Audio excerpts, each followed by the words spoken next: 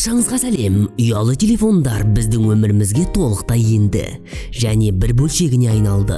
Қазіргі телефондар бірнеше құрылғыларды біріктірсе, бұрынғылар яғни алғашқылары қандай болды? Біз бүгін соларды назарларыңызға ұсынамыз. Motorola DynaTAC 8000H 1983 жылы қыркүйекте Федералды байланыс комиссиясы сертификатына ие болған әлемдегі алғашқы ұялы телефон. Содан кейін құрылғының коммерциялық сатылымы басталды. Осыған қарамастан бұл телефонмен алғашқы қоңырау әлде қайда ертерек жасалды. Бұл құрметке 1973 жылы инженер Мартин Купер ие болды. Nokia 1011 немесе Mobira Cityman 2000.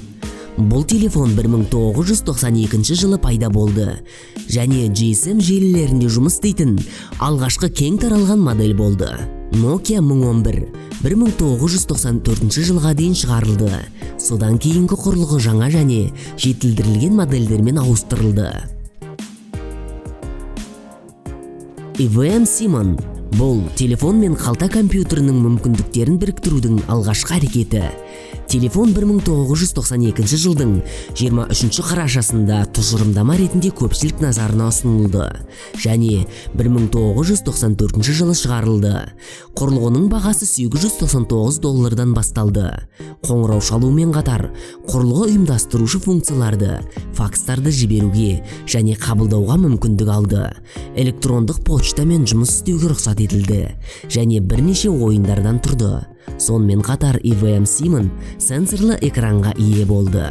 Өкінішке орай, телефонның салмағы шамамен 1 килограмм еді. Сондықтан көпшілік жаңа өнімді бағаламады. Motorola StarTAC 1996 жылы шыққан алғашқы жиналмалы ұялы телефон.